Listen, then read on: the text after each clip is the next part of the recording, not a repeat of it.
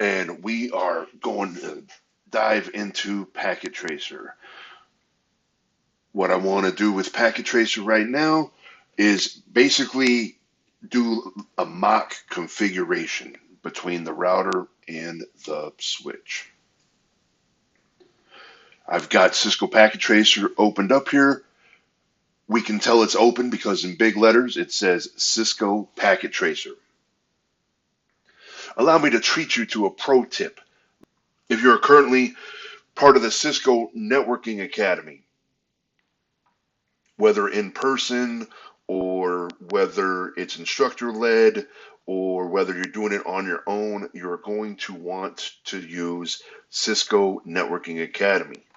But if you are an adult learner like myself, you just graduated with your CCNA and you are trying to do your own configurations, you're going to want to choose Cisco Skills for All.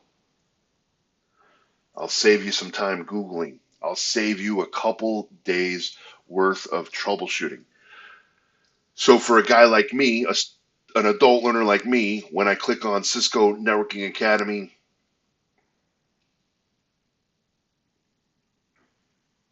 it opens up a modal of what is supposed to be Cisco NetAcad website. Click on login,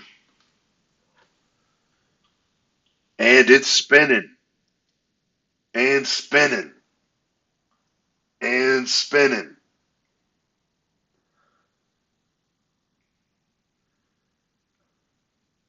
Do you feel how awkward it is right now?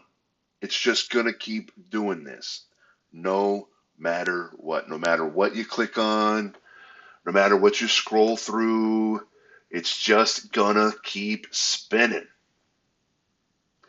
Then you X out of the modal, and now you're back on the Cisco Packet Tracer. So what happens when you click on the Cisco Skills for All and you're a CCNA graduate such as myself, it just wants you to log in. And then you get the confirmation message. You have successfully logged into Packet Tracer. We can close this tab. And voila, here we are. We are officially logged in properly into Cisco Packet Tracer as a CCNA graduate adult learner. I don't want to spend too much time in Packet Tracer. There are several modules, several courses on Cisco NetAcademy you can take for free. I've taken 3 of them. Fairly straightforward.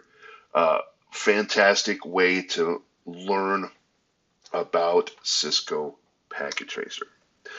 Just going to go at the bottom here. For the router, I'm going to choose the 4331. That's going to be as close as I'm going to be able to get to what is going to be in my home network. And then we just go over to switches. I have a 2960X switch.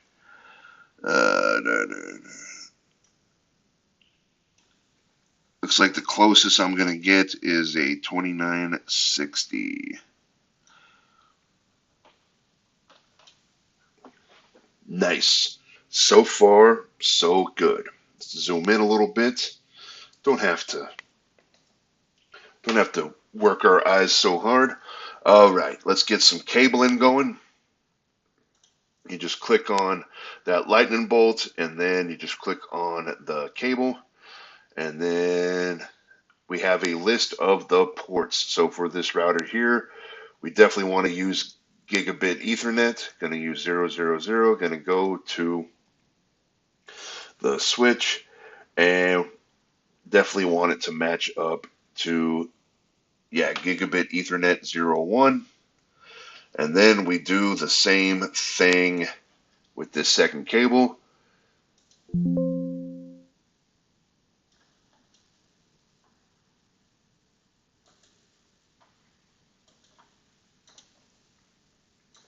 Here we go.